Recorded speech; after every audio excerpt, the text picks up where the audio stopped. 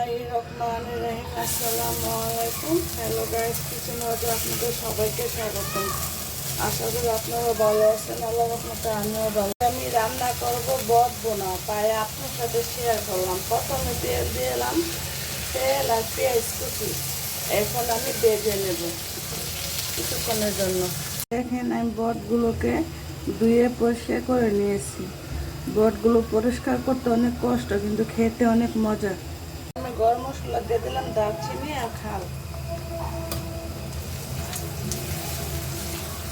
পেঁয়াজ হাফ ভেজে নিয়েছে। প্রথম দিয়ে দিলাম 1 চামচ লবণ, 1 চামচ হলুদের গুঁড়া, 1.5 চামচ দিব মরিচের গুঁড়া, 1 চামচ দিয়ে দিলাম, 1.5 চামচ দিয়েছি মরিচের গুঁড়া, 1 চামচ জিরার গুঁড়া, আদা পেস্ট দিয়ে দিলাম 1 চামচ,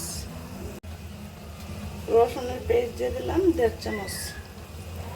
এখন আমি মশলা ভালো করে কষিয়ে নেব। মশলা যত কষাবেন এত স্বাদ লাগবে রান্না। মশলা কষানো হয়ে গেছে, উপরে থেকে তেল বেশি গেছে। এখন আমি বটগুলো দিয়ে দেব। এখন আমি ভালো করে কষিয়ে নেব। দেখে দিলাম কষানোর জন্য। কষানো হয়ে গেছে বন্ধুরা। এখন এর মধ্যে আমি দুধ অ্যাড করে দেব। এখানে আমি গরম পানি দিয়ে দিলাম। এখানে গরম পানি দিয়ে রেখে দিলাম। যতক্ষণ বটটা সিদ্ধ নয় তখন রান্না করি না। এখন আমি হাফ চামচের তো কম গরম মশলা দিয়ে দিলাম। দিয়ে কিছুক্ষণ পর তরকারিটা চলো তোকে নামিয়ে নেব। আমার বট রান্না কমপ্লিট হয়ে গেছে। দেখেন বন্ধুরা কত সুন্দর হয়েছে। আপনাদের কাছে যে বট বোনা রেসিপিটা ভালো লেগে থাকে, লাইক দিয়ে পুরো ভিডিওটা দেখার অনুরোধ রইল।